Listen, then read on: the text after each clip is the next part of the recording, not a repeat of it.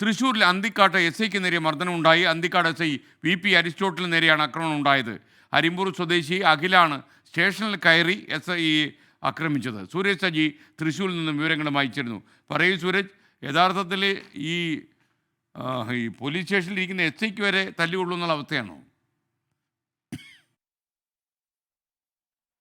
പോലീസുകാർക്കും രക്ഷയില്ലാത്ത അവസ്ഥയായി മാറിയിരിക്കുന്നു എന്നുള്ളതാണ് SKN ഈ അന്തിക്കാട്ടെ സംഭവം സൂചിപ്പിക്കുന്നത്. അന്തിക്കാട് SI ആയിട്ടുള്ള VP അരിസ്റ്റോട്ടലിനാണ് ഇന്ന് വൈകുന്നേരം മർദ്ദനമേറ്റത്. ഈ ഒരു വാഹനവുമായി ബന്ധപ്പെട്ട ഒരു തർക്കം, അതായത് വാഹനം അപകടം പറ്റിയതിനെ തുടർന്ന് ഒരു തർക്കം നിലനിന്നിരുന്നു. ഇതേ തുടർന്നാണ് അരിമ്പൂർ സ്വദേശിയായിട്ടുള്ള അഖിലിനെ ഈ സ്റ്റേഷനിലേക്ക് SI വിളിച്ചു വരുത്തുന്നത്. ഇതിനിടയിൽ ഇവർ തമ്മിൽ വാക്കുതർക്കം ഉണ്ടാവുകയായിരുന്നു. ആളുകൾ നോക്കി നിൽക്കാതെ, സ്റ്റേഷനകത്തല്ല സ്റ്റേഷന് പുറത്ത് വെച്ച് വലിയ രീതിയിൽ ഈ വാക്കുതർക്കം ഉണ്ടാവുകയും പിന്നാലെ SIയുടെ മുഖത്തടിക്കുകയുമായിരുന്നു. മൂക്കിനാണ് ഈ SIക്ക് അടികൊള്ളുന്നത്. മൂക്കിൽ നിന്ന് രക്തം വാർന്നൊഴുകുന്ന ഒരു സാഹചര്യം ഉണ്ടായി. അങ്ങനെ മൂക്കിന് വലിയ രീതിയിൽ പരിക്കു പറ്റിയിട്ടുണ്ട് എന്നുള്ളതാണ് നമുക്ക് ലഭിക്കുന്ന വിവരം. പിന്നീട് ഈ പരിക്കു പറ്റിയ SIയെ ആലപ്പാട് സാമൂഹ്യ കേന്ദ്രത്തിലേക്ക് മാറ്റുകയും ചെയ്തിട്ടുണ്ട്.